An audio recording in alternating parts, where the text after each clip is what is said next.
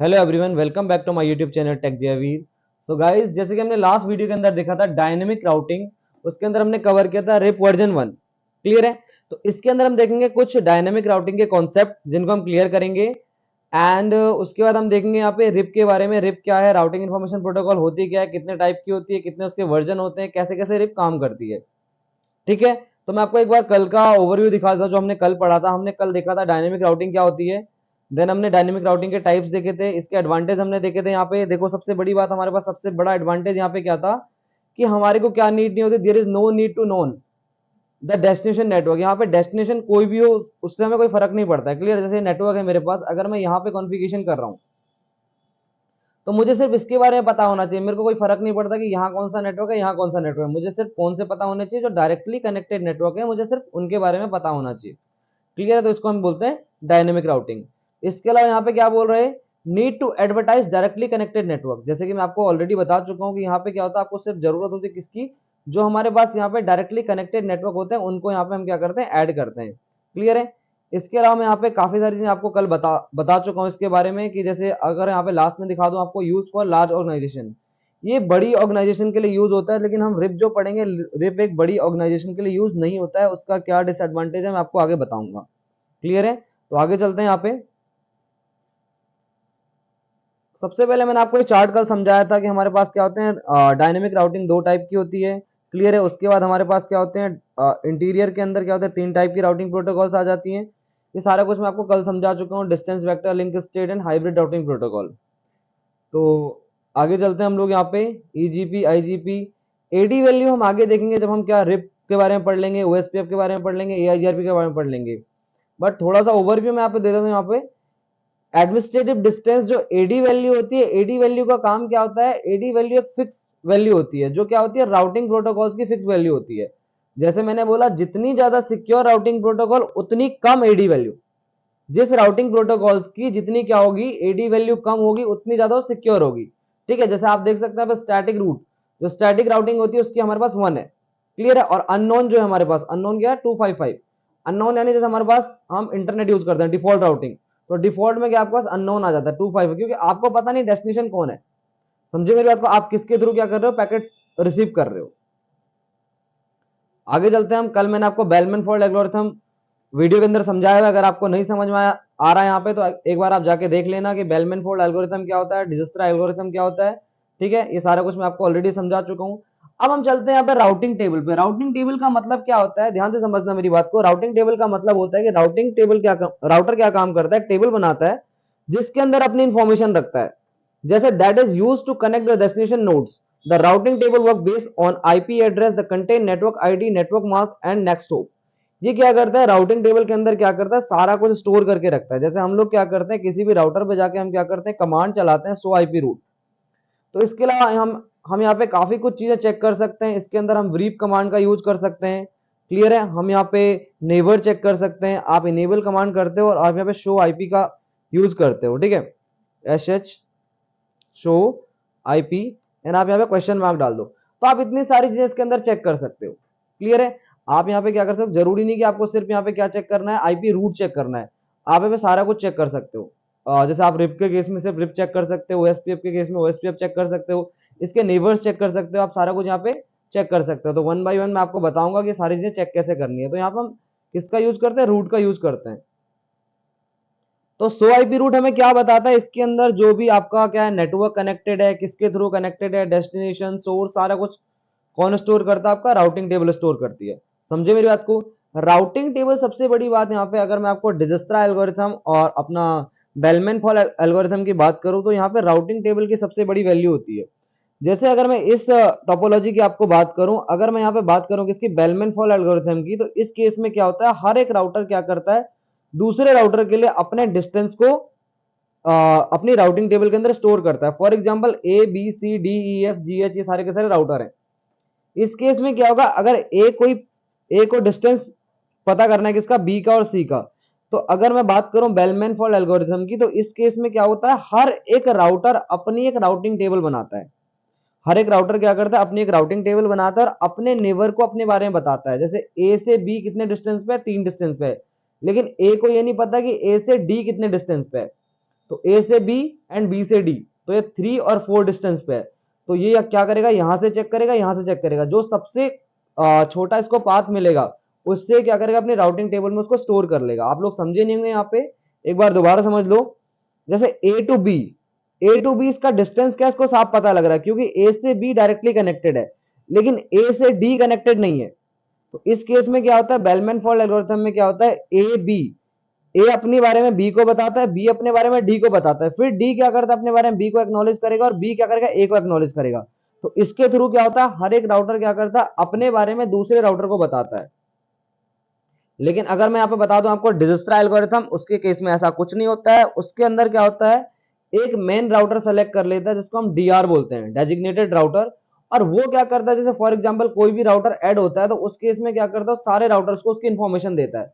हर एक router one by one जाके नहीं बताता है। इस केस में क्या होता है, एक मेन राउटर होता है जो क्या करता है, दूसरे राउटर को या फिर जितने राउटर आपके नेटवर्क के अंदर लगे हैं सबको क्या करता है, अपने बारे में बता देता है। क्लियर है। राउटिंग टेबल के अंदर क्या होता है, आपका जो भी पैकेट ट्रेवल कर रहा है, यानी नेटवर्क के अंदर जो भी पैकेट जा रहा है, जो भी पैकेट आ रहा है, सारा कुछ क्या करता है, राउटिंग टेबल के अंदर स्टोर होती है। समझे मेरी बात को। यहाँ पे आपने कोई रूल लगा रखा है, आपने कोई ब्लॉक कर रखा है, जैसे अभी आप लोगों को एसीएल पढ़ाऊंगा मैं, एक्सेस कंट्रोल लिस्ट, तो उसके अंदर जो भी चीजें होती है सारा कुछ किसके अंदर स्टोर होता है, अपनी राउटिंग टेबल के अंदर स्टोर होता है। आगे चलते हैं, यहाँ पे राउटिंग टेबल किस किस के थ्रू बनता है, यानी राउटिंग टेबल के अंदर बेसिक चीजें क्या क्या होती है। ठीक है, सबसे पहले हम देख लेते हैं यहाँ पे डेस्टिनेशन, यानी आपको पैकेट भेजना कहाँ है। क्लियर है। सेकंड बात करूंगा मैं यहाँ पे नेक्स्ट होप की। नेक्स्ट होप जैसे हम लोगों ने देखा था कहाँ पे, स्टैटिक राउटिंग के अंदर, कि नेक्स्ट होप क्या है मेरा। ठीक है, तो सबसे बड़ी बात है, अगर आपको बता दो, चाहे आप स्टैटिक राउटिंग करो चाहे आप डायनेमिक राउटिंग करो, नेक्स्ट होप तो आपका राउटर देखता ही देखता है। लेकिन उस केस में क्या होता है, जब स्टैटिक राउटिंग हो रही होती है तो वहां पे आपको मैनुअल नेक्स्ट होप डालना पड़ता है, लेकिन जब डायनेमिक राउटिंग होती है तो वहां पे आपको मैनुअल नेक्स्ट होप नहीं डालना पड़ता है, ऑटोमेटिक आपका राउटर क्या करता है, अपना नेक्स्ट होप ढूंढ लेता है। Interface, the outgoing network interface the device should use when the forwarding the packet। समझे मेरी बात को। यहाँ पे जैसे इंटरफेस की बात कर रहा है, इंटरफेस किसको बोलना चाह रहा है, जैसे अभी मैं आपको यहाँ पे दिखा दूं, ये FA0/0 है, SE0/0 है, SE0/0, ये सारे के सारे क्या इंटरफेस है जिनके थ्रू आपका क्या होगा, पैकेट जाएगा। अब मैट्रिक्स, मैट्रिक्स क्या होती है, हर एक राउटिंग प्रोटोकॉल की क्या होती है, अपनी अपनी मैट्रिक्स होती है। जैसे कोई रिलायबल होता है, किसमें हमारे पास होप काउंट होते हैं। क्लियर है। किसी के पास क्या होता है, मैक्सिमम ट्रांस पर यूनिट होती है। ये सारा कुछ आगे मैं आपको बताऊंगा ये मैट्रिक्स क्या होती है। राउट्स, राउट्स का मतलब होता है यहाँ पे कि आपका, जैसे हम लोग चेक करते हैं शो आईपी रूट। ठीक है, यानी राउट्स का मतलब होता है यहाँ पे कि आपका जो, जिसके थ्रू आप क्या कर रहे हो, डेटा को सेंड कर रहे हो। यानी जैसे मैं आपको बताऊं, इस केस में आपके पास यहाँ पे 3 राउटर लगे हुए हैं। ठीक है, तो यहाँ पे क्या होगा, आपके पास मल्टीपल रूट बन सकते हैं। ठीक है, मल्टीपल रूट का केस, रूट का मतलब होता है जिसके थ्रू आप क्या कर रहे हो, डेटा को सेंड कर रहे हो। समझे मेरी बात को। तो ये सारी की सारी चीजें यहाँ पे क्या होती है, राउटिंग टेबल के अंदर ये सारी की सारी चीजें आती है। इसके अलावा सबसे मेन चीज यहाँ पे होती है मैट्रिक्स। तो मैट्रिक्स अभी आगे आपको समझाता हूँ मैट्रिक्स होती क्या है। इसके अलावा हमने कल पढ़ा था रिप, राउटिंग इंफॉर्मेशन प्रोटोकॉल। एक प्रोटोकॉल है जिसके थ्रू हम क्या करते हैं, डिफरेंट नेटवर्क को आपस में कनेक्ट करते हैं। क्लियर है। यहाँ पे रिप को हमने देखा था, रिप हमारे पास कौन सी थी, एक डायनेमिक राउटिंग प्रोटोकॉल है, जिसके केस में क्या होता है, हम लोग क्या करते हैं, हर एक नेटवर्क को जाके उसके बारे में नहीं बताते हैं। हम क्या करते हैं, सिर्फ अपने नेटवर्क को अपने बारे में बताते हैं। इसकी अगली वाली मैं वीडियो के अंदर डिस्कस करूंगा static routing and dynamic routing के बीच में डिफरेंस। तो अभी हमको यहाँ पे क्या करना है, थियोरेटिकल पार्ट कवर करना है। अगली वीडियो के अंदर मैं क्या करूंगा, आपको यहाँ पे बताऊंगा कि आपको कैसे स्टैटिक राउटिंग और डायनेमिक राउटिंग के बीच में डिफरेंस बताना है। तो जो रिप राउटिंग प्रोटोकॉल होती है, राउटिंग इन्फॉर्मेशन प्रोटोकॉल होती है, इसके 2 वर्जन होते हैं, रिप वर्जन 1 और रिप वर्जन 2। क्लियर है। तो मैं आपको नेटवर्किंग के अंदर पढ़ा चुका हूं कि हमारे पास क्या होते हैं, क्लासफुल और क्लासलेस आईपी होती है। जिस केस में हमारे पास क्लासलेस आईपी होगी उस केस में हम लोग क्या करते हैं, रिप वर्जन 1 का यूज करते हैं। क्लियर है। जिस केस में हमारे पास क्या होते हैं, जहां पे हमारे पास क्लास फुल आईपी होती है, यानी क्लास फुल का मतलब है जहां पे हमारे पास क्या होती है, क्लासेस वाइज डिवाइड किए जाते हैं हमने आईपी एड्रेस को, उस केस में हम लोग क्या करते हैं, रिप वर्जन 1 का यूज करते हैं। जिस केस में हमारे पास क्या होता है, आईपी की हमने क्या करी है, सबनेटिंग करी होती है, क्लासलेस होती है, उस केस में हम क्या करते हैं, रिप वर्जन 2 का यूज करते हैं। समझे मेरी बात को यहाँ पे। तो अभी हम क्या करेंगे, पहले रिप वर्जन 1 का यूज करेंगे, देन हम क्या करेंगे, रिप वर्जन 2 का यूज करके देखेंगे। अभी यहाँ पे देख लेते हैं कि रिप के कुछ मेन बेनिफिट्स या फिर मेन फीचर हम कह सकते हैं। तो जैसे कि मैं आपको यहाँ पे पहला फीचर बता दूं, ओपन स्टैंडर्ड प्रोटोकॉल है। समझे मेरी बात को? रिप हमारे पास क्या है? ओपन स्टैंडर्ड प्रोटोकॉल है। RIP version 1 classful, RIP version 2 classless. मैं आपको अभी थोड़ी देर पहले समझा चुका हूं कि हमारे पास क्या है, जो रिप वर्जन 1 है, रिप वर्जन 1 क्या है? क्लासफुल है, और जो हमारे पास रिप वर्जन 2 है क्लासलेस है। Dynamic and distance vector routing protocol मैं आपको ऑलरेडी ये समझा चुका हूं क्या है डायनेमिक और डिस्टेंस वेक्टर राउटिंग प्रोटोकॉल है। तो यहां पे तीसरा हम देखते हैं, यहां पे अपडेट्स एंड ब्रॉडकास्ट। अपडेट्स और ब्रॉडकास्ट के लिए जिस एड्रेस का यूज करता है कौन? हमारे पास रिप यानी आरआईपी जिसका यूज करता है हमारे पास क्या है? 255 ये एड्रेस है जिसके थ्रू क्या करता है? अपडेट्स और ब्रॉडकास्ट करता है। ठीक है, इसके अलावा हम देखते हैं एडी वैल्यू। हमारे पास रिप की एडी वैल्यू क्या होती है? 120 होती है। ठीक है, इसके बाद आप यहां पे देखोगे मैट्रिक्स। ठीक है, जैसे मैं आपको ऑलरेडी बता चुका था, राउटिंग टेबल के अंदर क्या होती है? मैट्रिक्स होती है। तो जो हमारे पास रिप जिस मैट्रिक्स को फॉलो करता है उसको हम बोलते हैं होप काउंट। जिस मैट्रिक्स को हमारा रिप फॉलो करता है उसको हम बोलते हैं hope count. Hope count matrix को फॉलो करता है। यहां पे जो मैक्स होप काउंट होते हैं 15 होते हैं। यानी मैं आपको बता दूं, आप क्या कर सकते हो रिप के केस में, यहां पे 15 राउटर लगा सकते हो। किसी एक राउटर के लिए आप क्या कर सकते हो, जैसे इस राउटर के लिए हम क्या कर सकते हैं? 15 होप बना सकते हैं। होप काउंट कितने होंगे इसके? 15 हो जाएंगे। ठीक है, एंड मैक्सिमम राउटर्स। ठीक है, इसके अंदर जो हमारे पास मैक्सिमम राउटर्स होते हैं कितने होते हैं? 16 होते हैं। यानी 17वां राउटर आप इसके अंदर ऐड नहीं कर सकते हो। जो रिप प्रोटोकॉल है उसके अंदर हम क्या करेंगे? सिर्फ और सिर्फ 16 राउटर्स ऐड कर सकते हैं। 17वां राउटर हम यहाँ पे ऐड नहीं करेंगे। ठीक है, अब 17वां राउटर अगर ऐड करोगे तो वहां पे क्या हो जाएगा? आपको बता दूं, रूट पॉइजनिंग हो जाएगी। क्लियर है? अब ये कैसे होती है मैं आपको प्रैक्टिकली दिखाऊंगा। आगे हम बात करते हैं जो हमारे पास रिप है, load balancing of 4 equal paths. ये क्या काम करता है? लोड बैलेंसिंग करता है इक्वल पाथ्स की। किसमें? जैसे हमारे पास सोर्स टू डेस्टिनेशन ये क्या करता है? 4 पार्ट डिसाइड करके रखता है। इनकेस अगर एक फेल भी हो जाए तो क्या होता है? इमीडिएटली दूसरा पाथ क्या करता है? डेटा को सेंड करने में हमारी हेल्प करता है। लास्ट वाला पॉइंट समझ लेते हैं हम यहाँ पे, यूज फॉर स्मॉल ऑर्गेनाइजेशन। क्यों? क्योंकि आप इसमें क्या कर सकते हो? सिर्फ और सिर्फ 16 राउटर ऐड कर सकते हो। इसीलिए आपका रिप क्या है? स्मॉल ऑर्गेनाइजेशन के लिए यूज किया जाता है। ये इसकी सारी की सारी थ्योरी है। ठीक है, ये इसका प्रैक्टिकल का कॉन्सेप्ट है, कॉन्फ़िगरेशन है सारी की सारी, जो आपको ऑलरेडी पिछली वीडियो में बता चुका हूं। इसके अलावा हम यहाँ पे देखते हैं रिप टाइमर। अब रिप टाइमर क्या होता है? जैसे मैंने बोला आपको कि आप अगर 16वां राउटर लगाओगे या फिर कोई राउटर आपके नेटवर्क के अंदर फेल हो गया है, ठीक है, तो ये रिप टाइमर है। इसके अकॉर्डिंग क्या होता है? 240 सेकंड में क्या होता है? आपका राउटर अपनी राउटिंग टेबल से उस नेटवर्क को हटा देता है। जिस भी नेटवर्क को उसने ऐड किया, अगर वो कोई हेलो पैकेट उसको सेंड कर रहा है, अगर उधर से हेलो पैकेट रिसीव नहीं हो रहा है, तो वो क्या करता है? 240 सेकंड के अंदर उसे क्या करता है? हटा देता है। हर एक 30 सेकंड में क्या होता है? एक अपडेट टाइमर, यानी कोई भी अपडेट अपने दूसरे राउटर को क्या करता है? सेंड करता है। आप क्या कर सकते हो? अपने अकॉर्डिंग अपना टाइमर चेंज कर सकते हो अगर आप चाहो तो। क्लियर है? तो मैं ये आपको पूरा सिनेरियो प्रैक्टिकली समझाऊंगा करके कैसे आपको इसको यूज करना है। आगे चलते हैं। रिप वर्जन 1 और रिप वर्जन 2 में आपको ऑलरेडी डिफरेंस बता चुका हूं कि यहाँ पे क्या होता है? क्लासफुल है, क्लासलेस है। ठीक है, एक के अंदर हमारे पास क्या होता है? क्लासफुल आईपी यूज होती है, एक के अंदर क्या होती है? क्लासलेस आईपी यूज होती है। आगे हम बात करते हैं मैट्रिक्स की। हम बात करेंगे हम यहाँ पे मैट्रिक्स की। तो हमारे पास राउटिंग के अंदर काफी टाइप की मैट्रिक्स होती है।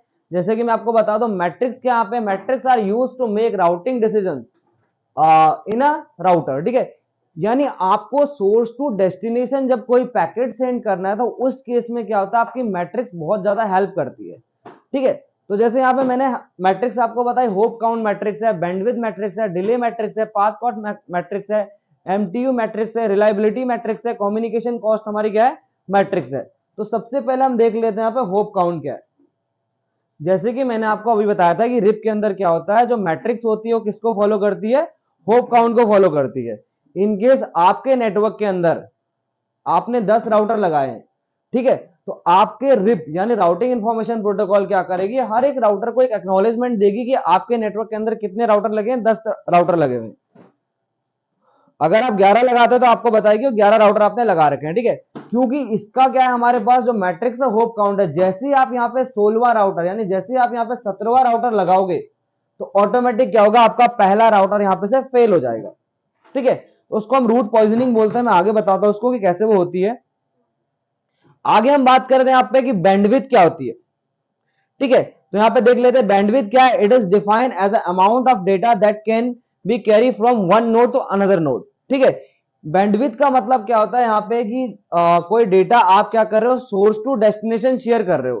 ठीक है, सोर्स टू डेस्टिनेशन शेयर कर रहे हो तो कितने डेटा को आप शेयर कर रहे हो, कितने टाइम में, किसी डेटा को आप शेयर कर रहे हो कितने टाइम में, उसे हम बोलते हैं क्या, बैंडविड्थ। समझे मेरी बात को। उसके बाद हम बात करते हैं डिले की।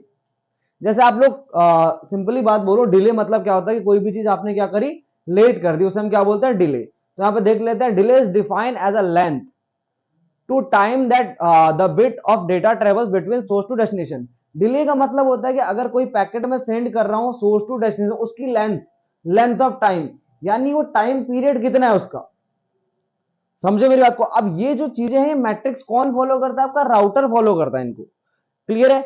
अगला हम देखते हैं यहाँ पे पाथ कॉस्ट। पाथ कॉस्ट का मतलब क्या होता है कि जैसे मैं source to destination data send कर रहा हूं तो उसकी पाथ कॉस्ट क्या है, लेकिन इसके अंदर क्या बैंडविड्थ भी आ जाती है। पाथ कॉस्ट मतलब अगर मैं source to destination data share कर रहा हूं तो उसकी पाथ कॉस्ट यानी वो कितने टाइम पे कितने डेटा को सेंड कर पा रहा है, उसे हम बोलेंगे पाथ कॉस्ट। जैसे यहाँ पे MTU बोलूंगा मैं, मैक्सिमम ट्रांसमिशन यूनिट, यानी आपका जो डेटा का साइज होगा। जैसे मैंने यहाँ पे लास्ट में मेंशन किया NIC कार्ड एंड सीरियल, क्योंकि हमारे पास यहाँ पे दो पोर्ट का यूज होता है, NIC कार्ड और सीरियल का यूज होता है। तो MTU क्या होता है, मैक्सिमम ट्रांसफर यूनिट, यानी आप एक टाइम में, एक पीरियड के अंदर कितना मैक्सिमम डेटा शेयर कर सकते हो। तो ये हमारे पास क्या होता है, MTU। आगे चलते हैं हम लोग, रिलायबिलिटी की बात करते हैं। रिलायबिलिटी क्या होती है, जैसे हम लोगों ने TCP के अंदर पढ़ी थी, जैसे मैंने यहाँ पे मेंशन भी किया हुआ है, लास्ट लाइन में आप देख सकते हो, TCP is a reliable protocol which is used in internet. ठीक है, तो रिलायबिलिटी का मतलब क्या होता है कि आपका जो राउटिंग प्रोटोकॉल है वो कितना रिलायबल है, यानी अगर उसके थ्रू आप कोई पैकेट सेंड कर रहे हो तो उसकी क्या श्योरिटी है कि वो आपको मिलेगा ही मिलेगा। ठीक है, तो ये भी हमारे पास क्या एक मैट्रिक्स है। तो आप यहाँ पे समझिए कि हमारे पास डायनामिक और स्टैटिक के बीच में डिफरेंस क्या है, डायनामिक राउटिंग प्रोटोकॉल और स्टैटिक राउटिंग प्रोटोकॉल के बीच में डिफरेंस क्या है। तो आपको ये वीडियो कैसी लगी मुझे कमेंट करके पक्का बताएं, और वीडियो का आपको सबसे बेस्ट पार्ट कौन सा लगा उसे कमेंट करें, एंड आप नेक्स्ट वीडियो कौन सी चाहते हैं मुझे कमेंट करके पक्का बताएं। मिलते हैं अगली वीडियो में, तब तक के लिए थैंक यू सो मच।